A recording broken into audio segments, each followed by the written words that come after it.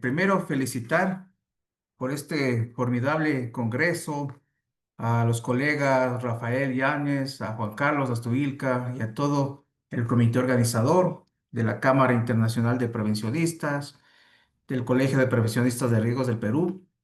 Tengo una grata sensación de lo que está pasando en Perú, sobre todo en estos últimos 2 años, en este último año más, sobre todo ese cambio sustancial que están haciendo en la cultura preventiva, fortaleciendo los temas de salud mental en el ámbito laboral, de la gestión técnica de los riesgos psicosociales, impulsando normativas y sobre todo impulsando este tipo de eventos, ¿no? Que estos foros internacionales con el nivel tan alto de los colegas que han compartido estas ponencias, eso es lo que va generando a nivel de Latinoamérica una cultura de prevención, una cultura de bienestar laboral, una cultura del cuidado de las personas. Así que mis felicitaciones, Rafael, Juan Carlos, y a todos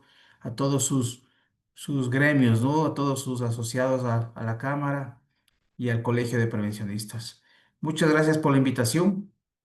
Voy a compartir la presentación y lo que yo les vengo a hablar hoy día, ¿sí?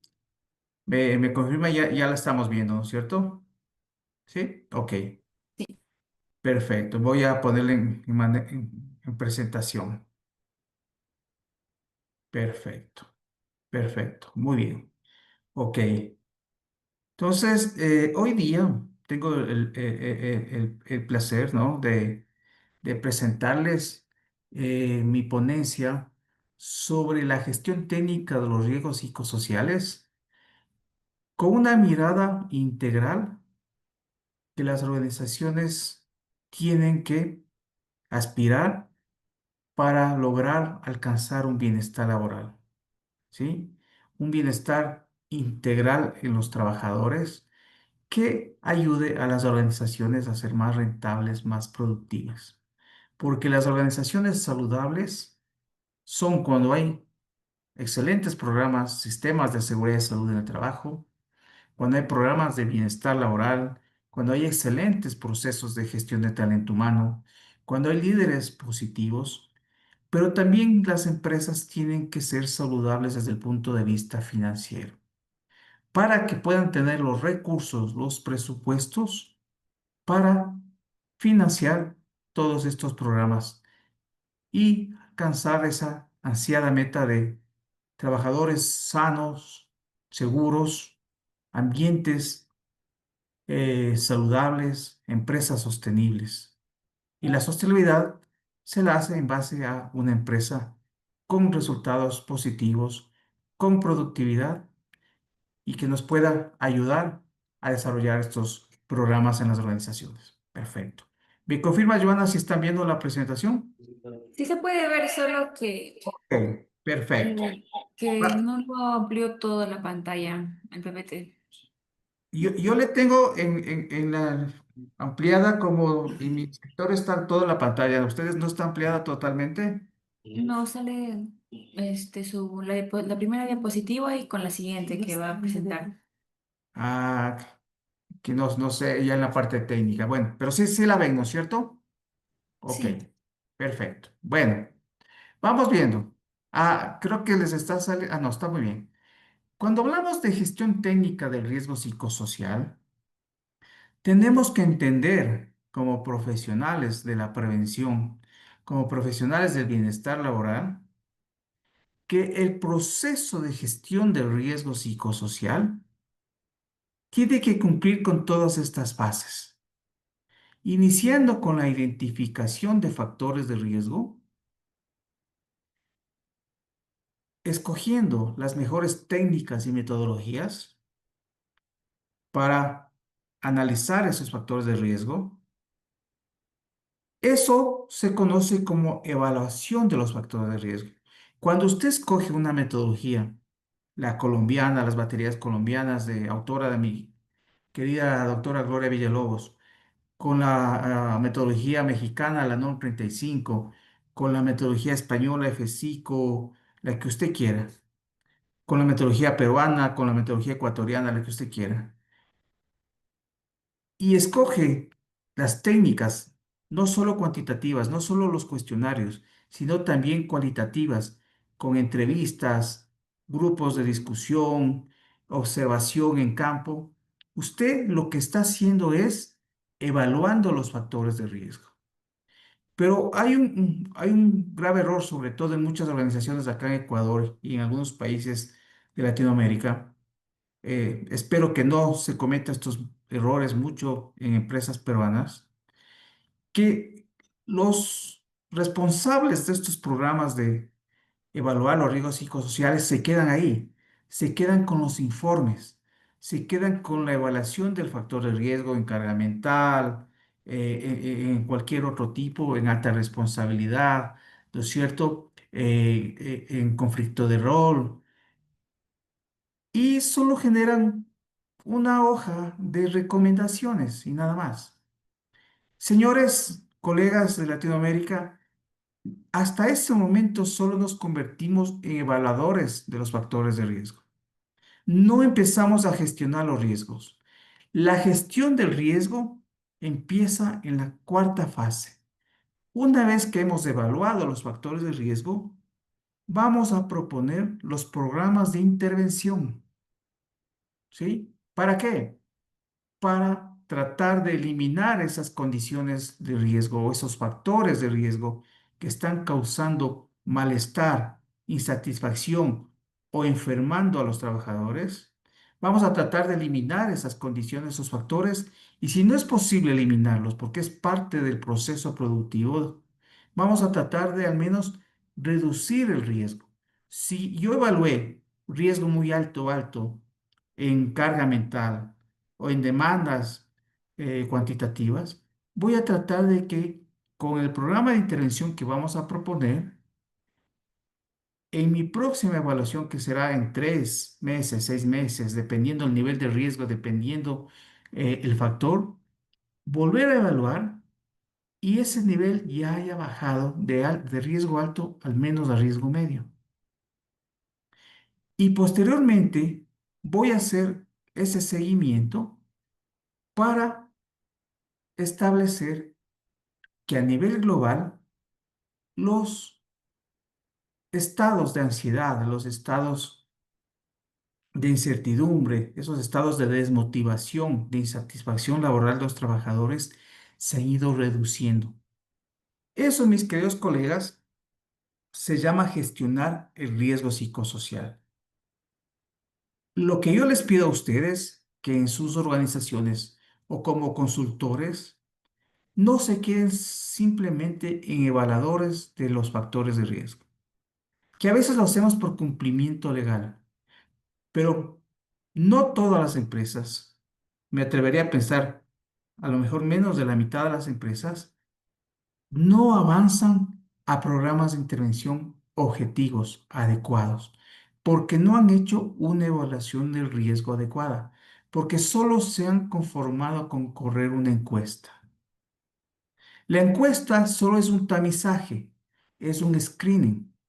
Siempre debemos hacer, como dice un colega español, al menos utilizar tres técnicas.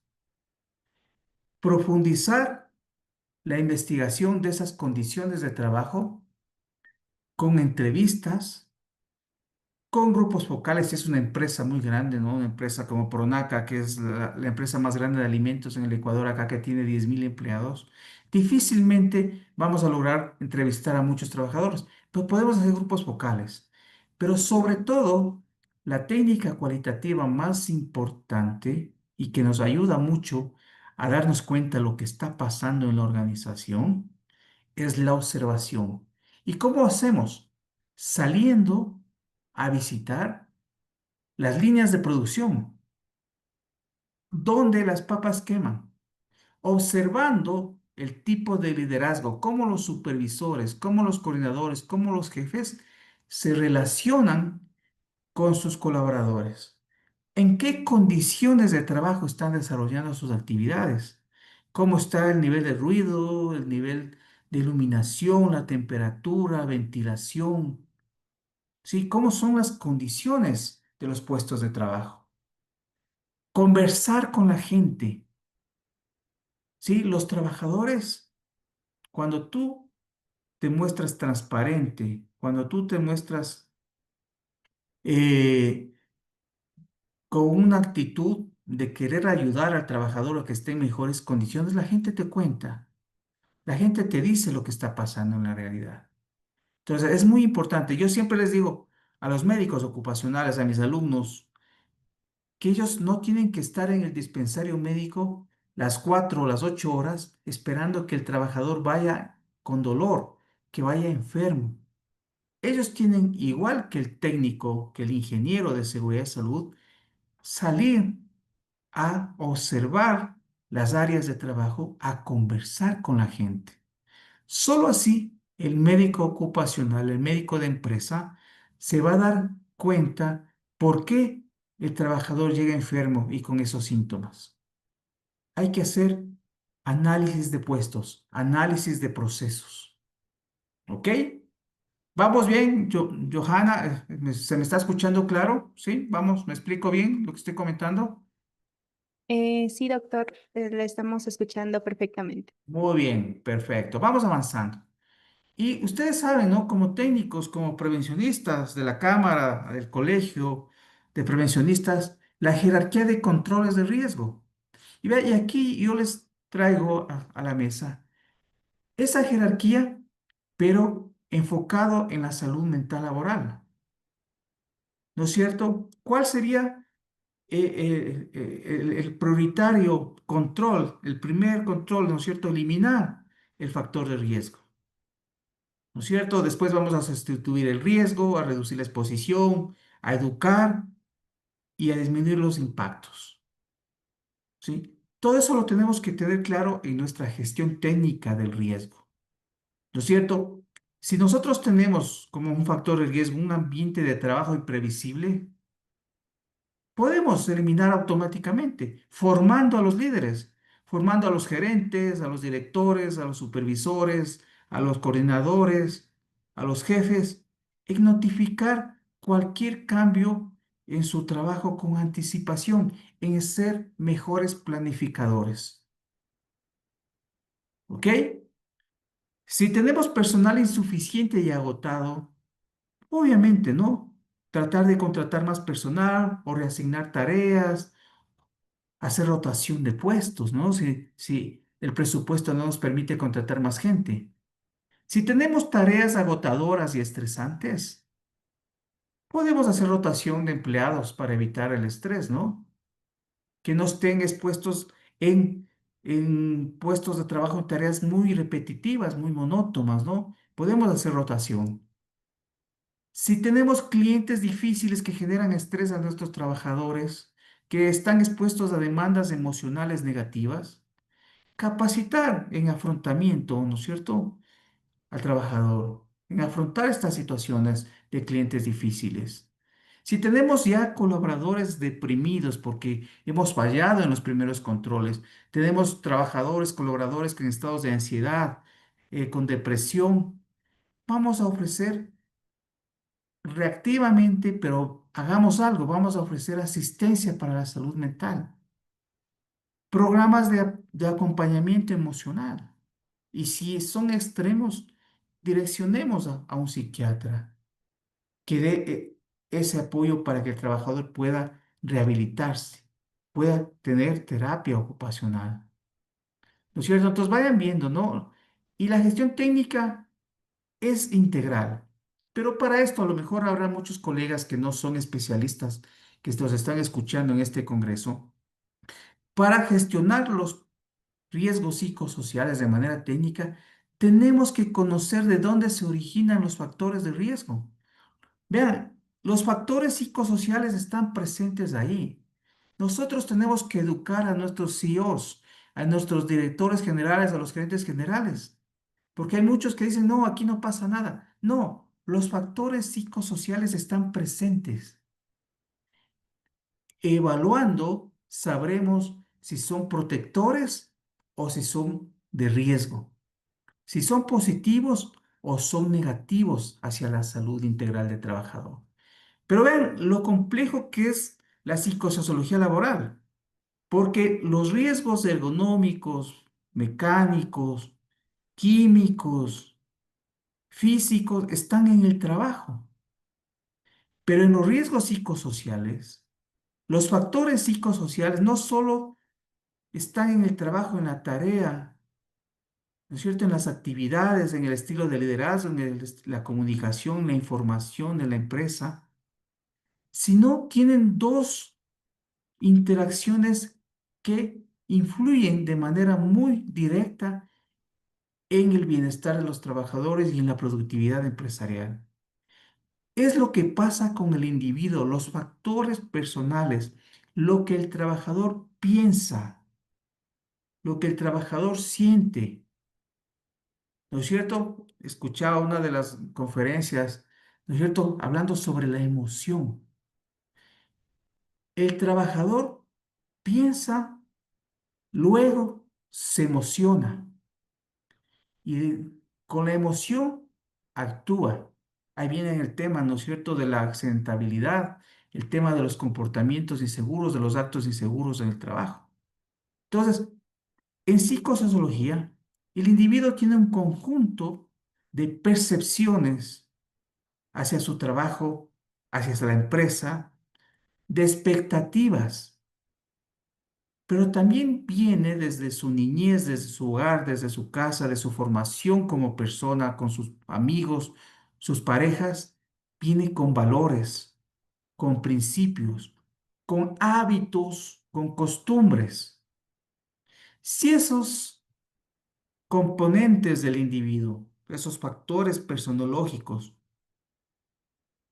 valores, principios, costumbres, hábitos, son positivas, el trabajador va a tener percepciones positivas y se complementan con las capacidades, con las competencias, que es el conjunto de los conocimientos, la experiencia para trabajar, ¿no es cierto?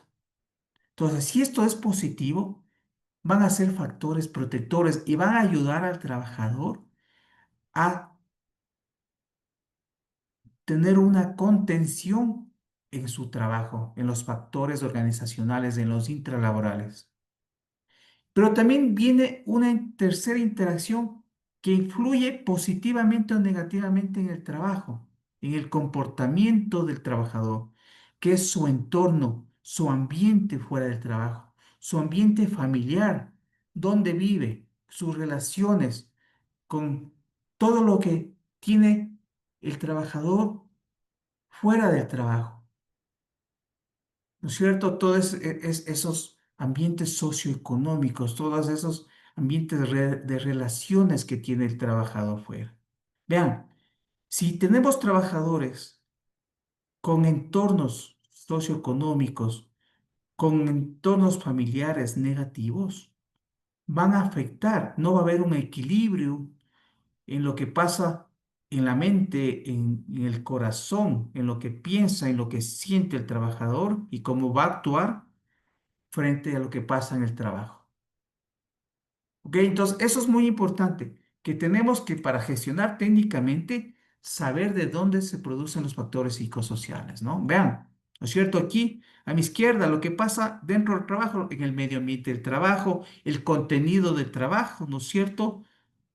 Las condiciones de la organización, tipos de liderazgo, información, comunicación, jornadas, horarios. Y acá, en el lado derecho, tenemos lo que hablábamos de los factores personales, las capacidades, las necesidades, las expectativas, las percepciones, las costumbres, la cultura y las condiciones personales fuera del trabajo.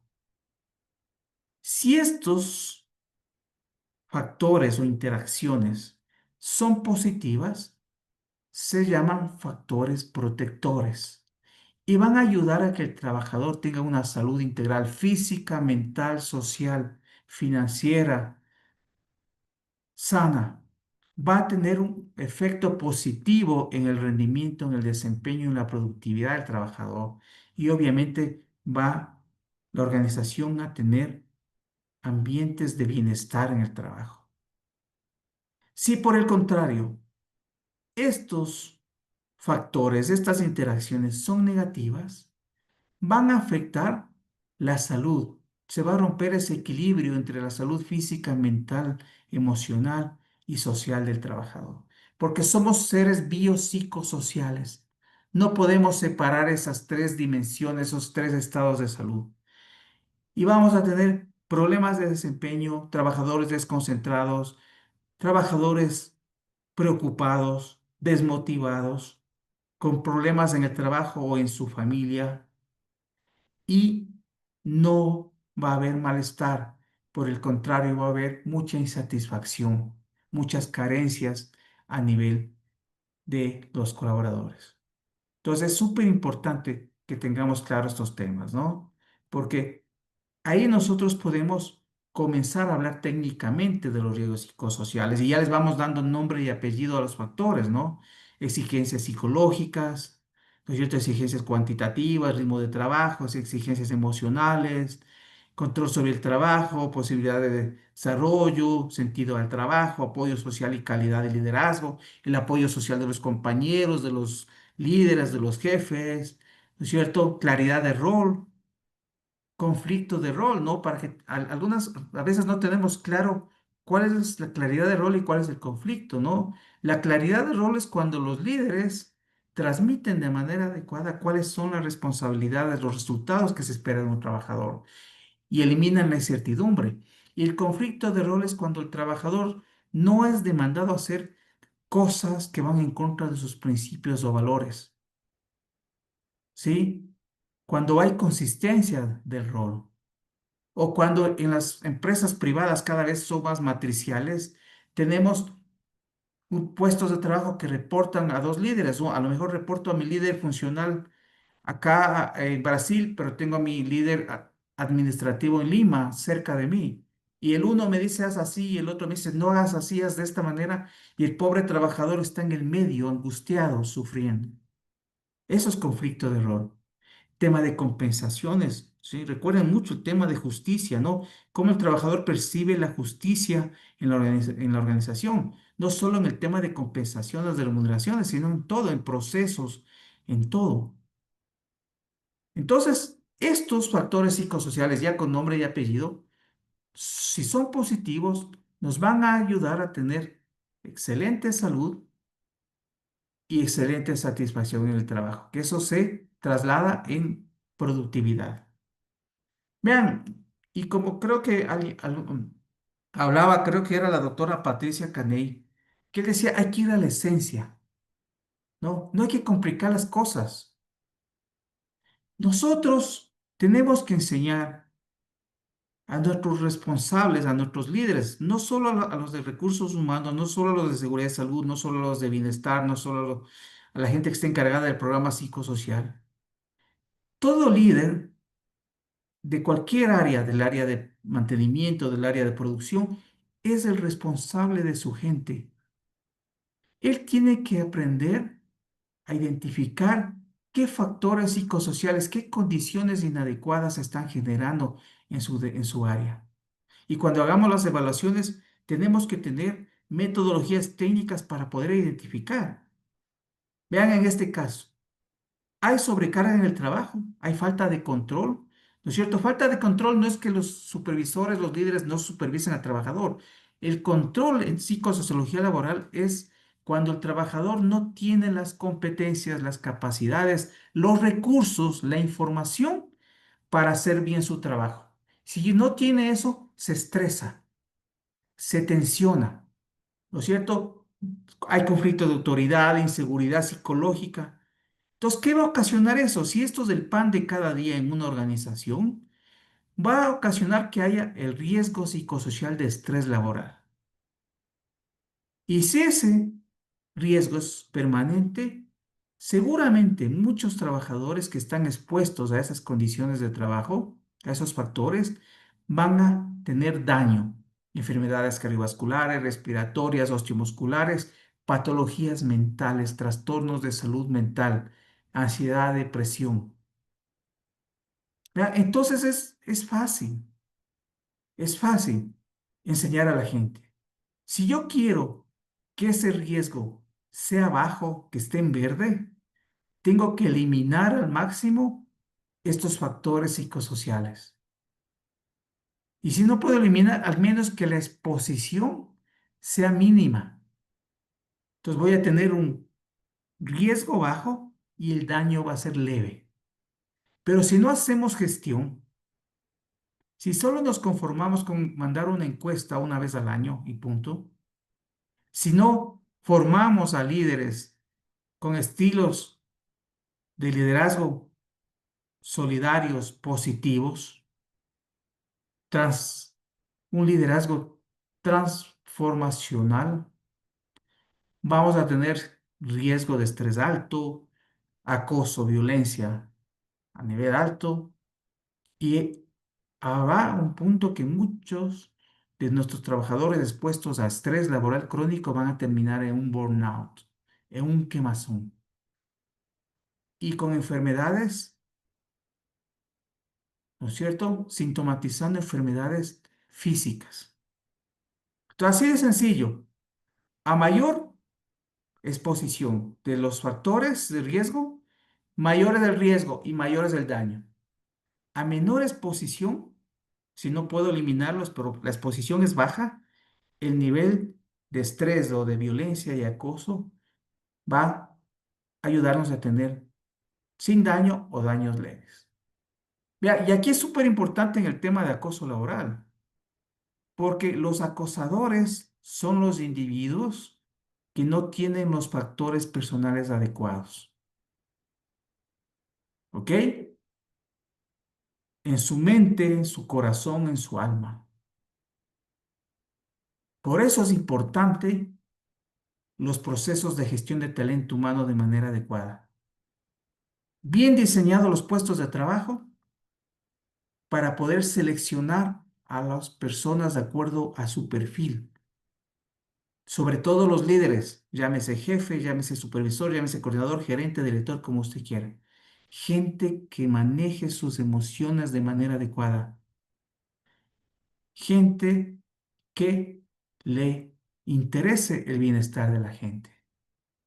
Orientado a los resultados, sí, pero también orientado a las personas. Vea, y cuando no tenemos esas capacidades en los trabajadores o en los líderes sobre todo, comienza a haber un desequilibrio y el desequilibrio hace que aparezca el estrés. Cuando las demandas profesionales, las exigencias del puesto de trabajo, de la tarea, superan a las capacidades del trabajador. Cuando la gente no está con el control sobre su trabajo porque le falta conocimiento, habilidad o actitud o experiencia, hay el desequilibrio y aparece el estrés. Así de sencillo, así de ir a la esencia. Y ahí tenemos, ¿no? Ustedes saben que tenemos muchos modelos que nos explican, que nos dan el marco teórico, cómo se relacionan los factores psicosociales con el daño a la salud y con el daño a la productividad empresarial. ¿No es cierto? Mi querido Manuel Pando, que estuvo en este congreso, en uno de sus textos con los que estudiamos nosotros, él desarrolla 21 modelos, pero hay muchos más. Pero vean el modelo del estrés, que tiene que ver cuando hay ese desequilibrio también, cuando no están bien diseñados los puestos de trabajo, cuando no tengo bien diseñados mis sistemas de talento humano, hay un desequilibrio entre el esfuerzo de los trabajadores, lo que entregan en su trabajo a la organización, con todos los sistemas de recompensa. Y eso comienza a generar conflictos, procesos inadecuados. Otro modelo interesante que todos conocemos, el de Karasek, ¿no? El de demanda, control, apoyo. ¿Sí?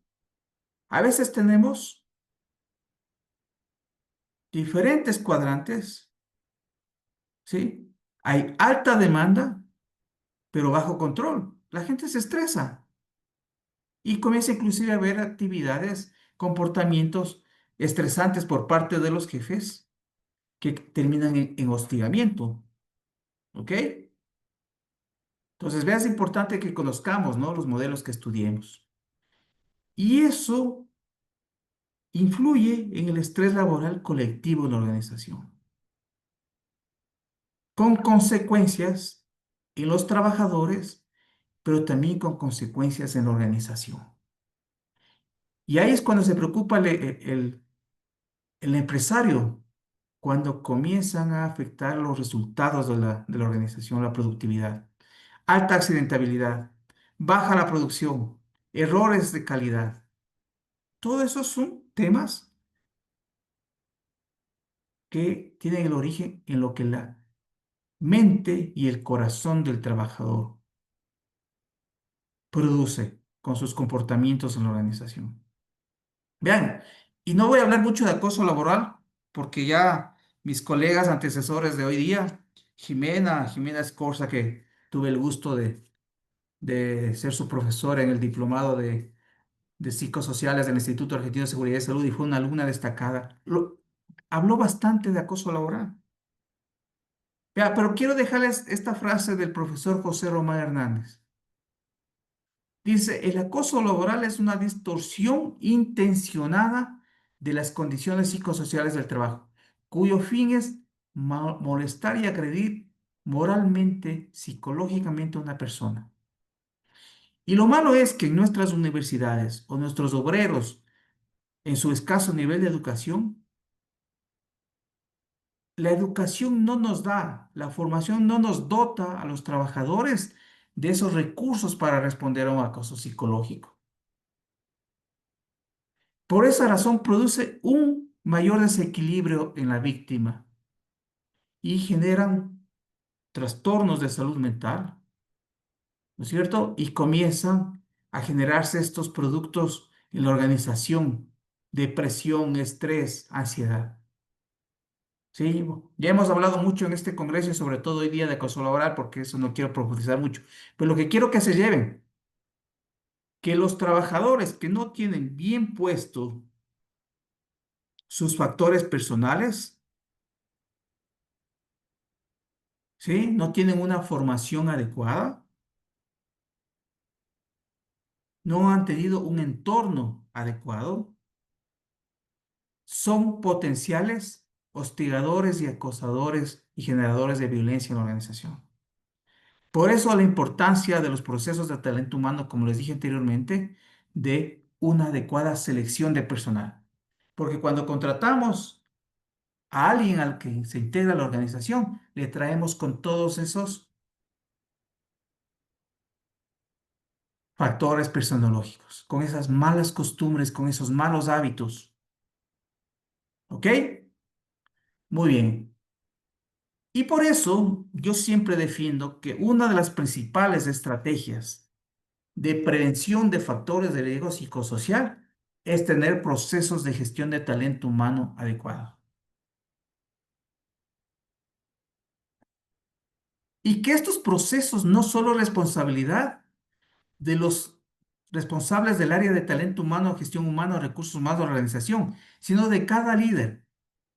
El papel de recursos humanos, de talento humano de la empresa es asesorar a los demás líderes, formar a los demás líderes para que hagan un adecuado diseño de puestos de trabajo, procesos de atracción, reclutamiento y selección adecuados, que aprendan a hacer un diagnóstico, una detección de necesidades de capacitación para establecer programas de capacitación efectivos, programas de evaluación del desempeño de desarrollo del personal, dando retroalimentación para mejorar las condiciones, para cerrar esa brecha de capacidad de competencia, para que no haya tensión, no haya estrés. ¿No es cierto? Entonces, esto es una gran estrategia integrar procesos de talento humano efectivos. Vean, si yo diseño los puestos de manera adecuada, voy a evitar ambigüedad y conflicto de rol. ¿Sí? por el tiempo no voy a extenderme a hablar mucho de estos temas. Si hay planeación del talento humano efectiva, voy a evitar sobrecargas de trabajo. Si hay procesos de atracción y selección de personal efectivos, bien estructurados, voy a seleccionar candidatos con las habilidades socioemocionales, lo que hablaba anteriormente, esos factores personales. Gente que venga a generar y a apoyar a que haya un clima y cultura organizacional positivo.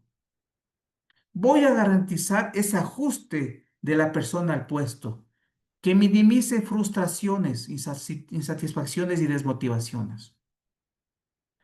Si tengo buenos procesos de onboarding, de inducción y orientación, vamos a reducir la incertidumbre y la ansiedad. Tengo canales de comunicación, de apoyo, resolución de conflictos. Si tengo programas de capacitación y desarrollo profesional adecuados, voy a fortalecer la resiliencia, la inteligencia emocional, el manejo del estrés y mis colaboradores. Y voy a aumentar ese sentido de competencia que mejora la autoestima, el control, lo que llamamos, vamos a generar engagement, que la gente de mi empresa se comprometa, tenga un compromiso con la organización, porque la organización se interesa en su desarrollo personal y profesional también. No solo se interesa en los resultados financieros. Si tengo buenos procesos de inducción y orientación, voy a reducir la incertidumbre, como les comentaba, ¿no? Resiliencia, sentido de competencia, evaluación del desempeño. Voy a generar procesos de evaluación de 360 grados, donde no solo evalúa el jefe, sino evalúan los compañeros, evalúan los clientes, clientes externos, clientes internos que nos dan un feedback importante, los pares y sobre todo la autoevaluación para generar procesos de retroalimentación constructiva. Sí, para ir cerrando esas brechas de desempeño con los planes de mejoramiento. Y muchas veces, mis queridos colegas, porque yo trabajé muchos años, la primera etapa de mi vida profesional en talento humano, los problemas de desempeño de los trabajadores muchas veces son por problemas del jefe, de su líder. Porque el jefe no le da los recursos que necesita el trabajador, no le da la información, no se comunica, no se vincula con el trabajador y no se puede conseguir un desempeño esperado. Entonces hay que tener una retroalimentación mutua también en el proceso de evaluación del desempeño. No solo al trabajador, sino que el trabajador también nos dé una orientación a los líderes. ¿Cómo ve nuestro liderazgo? ¿Cómo ve nuestra planificación? ¿Cómo ve cómo el líder se comunica? ¿Cómo informa a los trabajadores? ¿Ok? Vean, lo más complicado en las organizaciones de talento humano, el tema de compensaciones y beneficios, ¿no? Alcanzar esa justicia, esa equidad.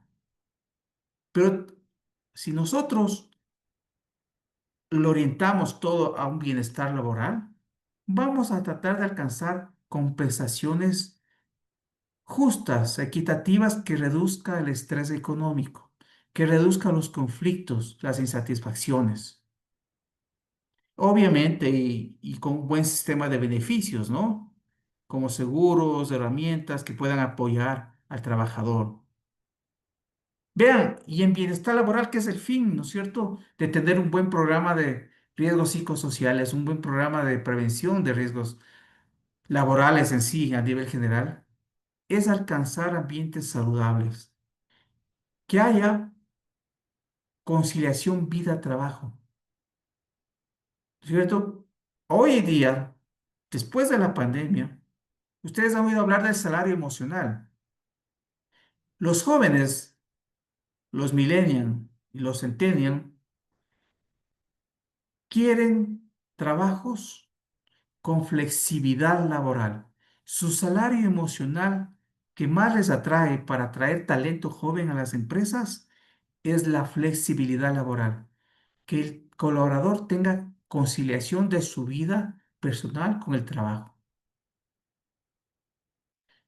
Y obviamente mejorando todo el concepto del sistema de seguridad y salud ocupacional, cuidando que nuestra organización no tenga riesgos, que haya sistemas de protección para que el trabajador se sienta seguro, que viene en la mañana de su casa al trabajo y regresa sano, regresa con los dedos completos. ¿No es cierto? Debemos implementar protocolos de prevención e intervención primarios, secundaria y terciaria, ¿no? Bueno, la terciaria no es lo más aconsejable porque es reactivo, pero al menos tenemos que tener protocolos. Generar climas y culturas organizacionales positivas que reduzca tensiones, que haya percepción de apoyo social al colaborador, sobre todo de sus líderes, de sus jefes. Los jefes, los líderes tienen que vincularse con la gente para comprender a veces por qué un trabajador ha cambiado abruptamente su comportamiento. ¿Qué le está pasando? ¿Tiene algún problema en el trabajo o tiene algún problema en su casa, con sus hijos, con su pareja? Tenemos que hacer gestión social con los trabajadores para ayudarles a retornar a su desempeño normal. Programas de apoyo social, de acompañamiento emocional. Vean, la prevención de los riesgos psicosociales, para cerrar este capítulo, no es responsabilidad de ningún proceso de talento humano, ni solo del área de seguridad de salud, ni solo del área de trabajo social o de psicología. Es de todos los líderes. Todos se interrelacionan. Vean, todos han visto alguna vez este gráfico de diferente, a lo mejor infograma. Este es el modelo de Baker, que establece que para tener un buen desempeño laboral, que eso les interesa a nuestros CEOs, a nuestros gerentes, para que nos den los presupuestos para nuestra gestión, para tener un buen desempeño laboral, el trabajador tiene que tener un comportamiento proactivo. ¿Y cómo tiene un comportamiento proactivo? Cuando la empresa selecciona y le va dotando en el transcurso de su jornada, de todo su journey empresarial, desde que entra el trabajador hasta que sale de la empresa, le va dotando de los recursos personales y laborales. Eso hace que se genere un engagement laboral. Si por el contrario no se genera esos recursos, desde el momento de selección traigo gente que no tiene la competencia para el perfil, para las responsabilidades de su puesto de trabajo. Y yo como empresa, con mis procesos de talento humano, no cierro esa brecha, los trabajadores se autodesvalorizan y sienten agotamiento. Y puede llegar a un agotamiento crónico, que es el burnout. Por eso, mis queridos colegas, esto es súper importante que les quede. Lo opuesto al burnout es el engagement laboral. ¿Sí? Si yo tengo trabajadores competentes, ¿no es cierto? Con excelentes recursos personológicos, pensamientos, valores, ¿no es cierto? Hay resiliencia, hay solidaridad y la organización hace sus papeles, hace sus deberes y tiene procesos de desarrollo del personal, de beneficios de bienestar, va a haber gente comprometida con una productividad al máximo. Por el contrario, tendremos trabajadores agotados mentalmente, emocionalmente y con el peligro de caer en un quemazón y con enfermedades crónicas físicas. ¿Sí? Este es el modelo que decía, el modelo de demandas y recursos de Baker, ¿no? Vean, dotar de recursos laborales, que en la tarea tenga autonomía, feedback, darles apoyo social, un liderazgo positivo, programas de acompañamiento emocional, oportunidades de desarrollo personal y profesional, ayudarles a gestionar el estrés, porque no hay empresa perfecta, no hay líder perfecto. Habrá momentos estresantes de tensión, pero hay que ayudar a los trabajadores a confrontar eso. Recursos personales, gente, yo tengo que traer a mi empresa gente optimista, positiva, con resiliencia y ayudar a desarrollar competencias básicas de inteligencia emocional. Que la gente tome conciencia, autoconocimiento, para que vaya mejorando lo que tenga que mejorar, que se autorregule, que sea autoeficaz, sea empática, que tenga comunicación asertiva. Solo así vamos a tener productividad. Vean, un poquito para terminar, unas pequeñas recomendaciones para alcanzar un liderazgo positivo. El liderazgo positivo nos va a ayudar a tener bienestar laboral en la organización. Si ustedes leen las estadísticas de todas las consultoras internacionales, el 80% más o menos de las renuncias en las empresas, la gente se va de las empresas, el 80% por su jefe, el resto, el 20% por otras causas, por el salario, por el sueldo, mejores condiciones o problemas personales. Pero el 80% de la gente renuncia a la empresa por el jefe. Entonces tenemos que nosotros desarrollar liderazgo positivo. ¿Cómo? Ofreciendo seguridad psicológica al equipo, inspirando confianza, comunicándonos adecuadamente, vinculándonos, escuchando, siendo empáticos con nuestros trabajadores, dando apoyo y orientación, teniendo una cultura colaborativa en la organización, promover el trabajo en equipo, la autonomía, reconocimiento, eso es lo que fallan los líderes. Cuando yo trabajaba en talento humano, hacía evaluaciones a los jefes que los colaboradores le evaluaban de manera anónima para que sea más objetivo. Siempre los gerentes, los líderes fallaban en reconocer a su gente, en vincularse con la gente, en comunicarse con la gente. Es vital que el líder positivo reconozca, valore el compromiso, el esfuerzo, los resultados y tenga una gestión emocional adecuada, equilibrio y racionalidad al tomar las decisiones sin perder el control. Solo, vean, si yo les pregunto a ustedes, antes de pasar a esta última lámina, y les pido que ustedes, por favor, los que estén atentos, los que ya no estén agotados estos 3 días de congreso, para usted, ¿cuál es el factor de riesgo psicosocial más peligroso? Escuche bien la pregunta. ¿Cuál cree usted, colegas que me están escuchando, que es el factor de riesgo psicosocial más peligroso en una organización? Si pueden colaborar, por favor, escribiendo en el chat. Lo que tengan ahí, sí, sí, buscar en Google. Para usted, ¿cuál es el factor de riesgo psicosocial? Me gustaría que participen algunas personas para terminar este cierre de esta conferencia con lo que la gente comente. ¿Sí me escuchan, no? ¿Sí me están escuchando? Sí, doctor. Ya. Mi querido Rafael, Juan Carlos, Denis, Luz, para usted, ¿cuál es el factor de riesgo psicosocial más peligroso? Muy bien, Amora dice falta de liderazgo y doble presencia. Ok, liderazgo, exactamente. Muy bien, estamos con profesionales que conocen este tema. Vean, el liderazgo, cuando no es positivo en la organización, cuando es negativo, es el que produce los demás factores de riesgo psicosocial organizacionales. Si ustedes revisen la clasificación de Cox-Griffith, muchos de ustedes habrán estudiado con Cox-Griffith, con toda esa clasificación de los factores que producen estrés, que son como 50. Todos esos factores se producen en una empresa o son factores organizacionales, ¿no es cierto? Por culpa de un mal líder.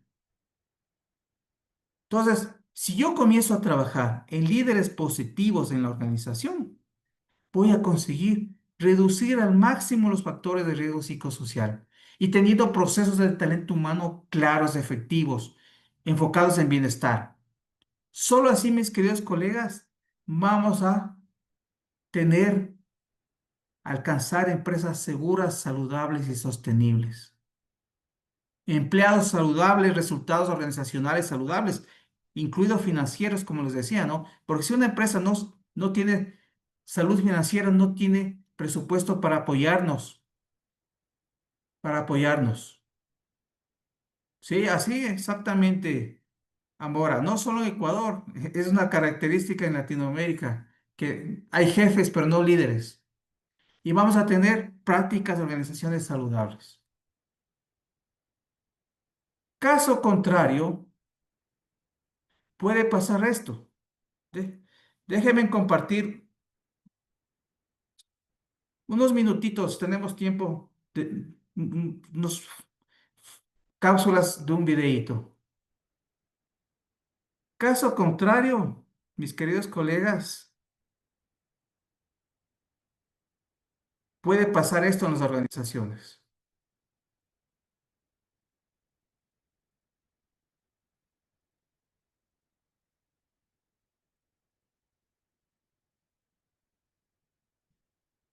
¿Sí están viendo el video? No, doctor, solo se ve su carpeta. Uy, qué pena, ¿por qué no? Dejen, veamos otra cosa. ¿Por qué no se comparte? Déjeme quitar la presentación. Capaz que es por esto. Es que- Creo que es cuando se comparte en modo de presentación. Parece que exactamente. Ahí. Déjenme poner esto. Déjenme. Marcelo, Ahí le pueden ver la pantalla ¿qué vamos a hacer? de la Sí, película. Cumplir los plazos. ¿Sí? Eso es imposible. sí, doctor. A ver, si no tenemos empresas saludables, si tenemos ambientes tóxicos, puede pasar esto.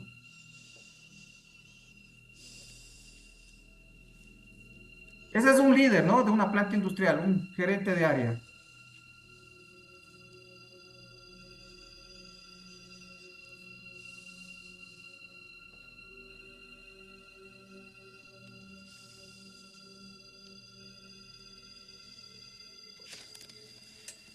Marcelo, ¿qué vamos a hacer?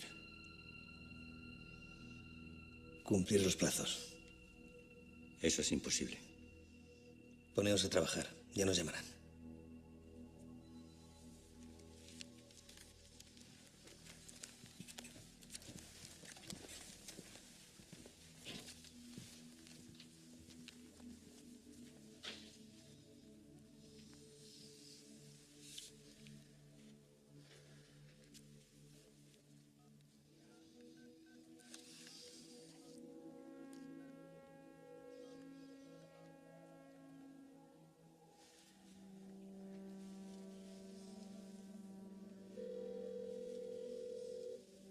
¿Sí?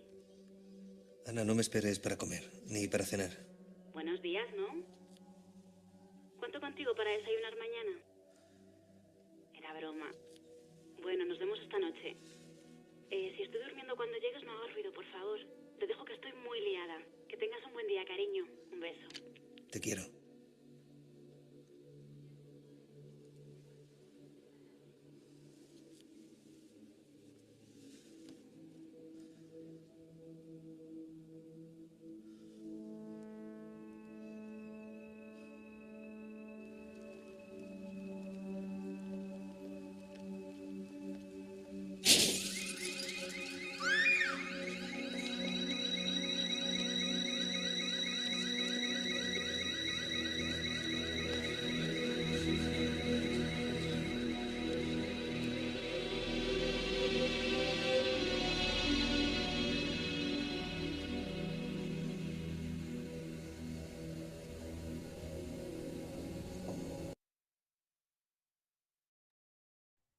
Y esta semana celebramos el Día Mundial de la Prevención del Suicidio, ¿no? Las estadísticas de suicidio en el trabajo han crecido exponencialmente. ¿A qué se da eso?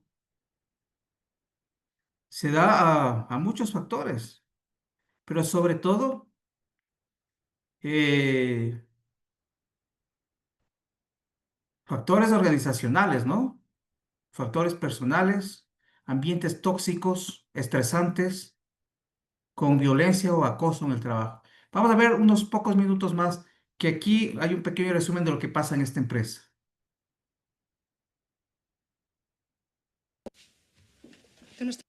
Eh, la persona que llega es la investigadora, la que la empresa le mandó a investigar, de la matriz le mandaron a investigar en esta planta, porque en esta planta en el último año hubo 3 suicidios.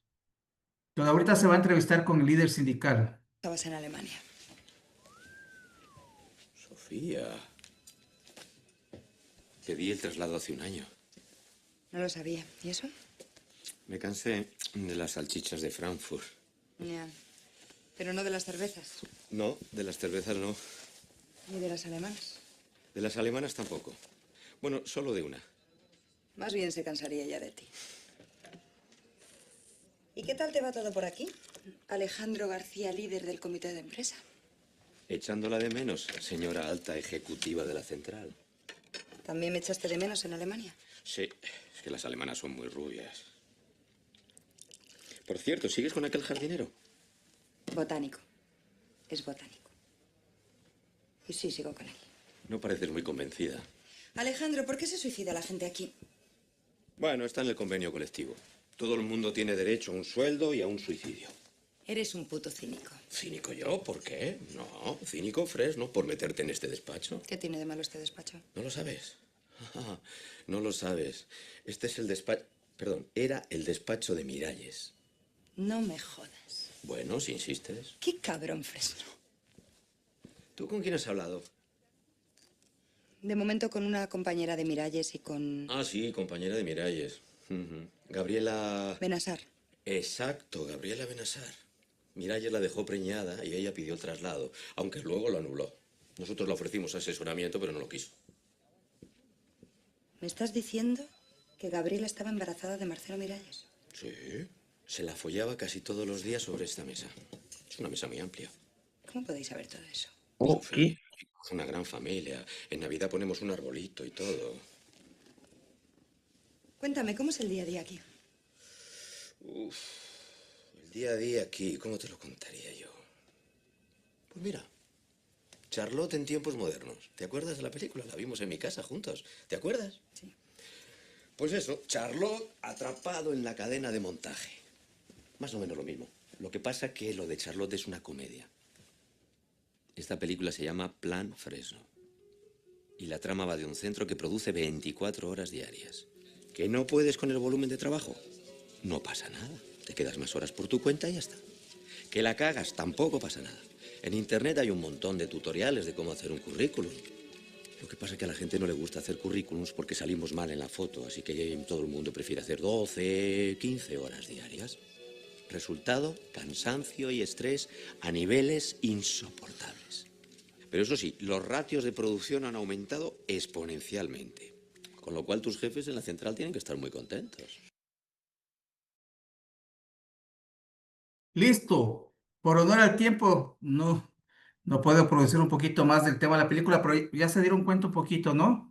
Esos ambientes tóxicos, esos estilos de liderazgo, ¿no? Y eso que es fantástico verle al gran jefe de esta planta para darnos cuenta por qué pasan las cosas así.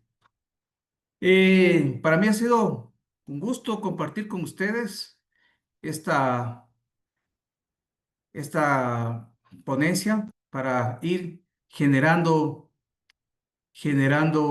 conciencia, ¿no es cierto? Cultura preventiva de gestión de riesgos psicosociales y salud mental acá en Latinoamérica.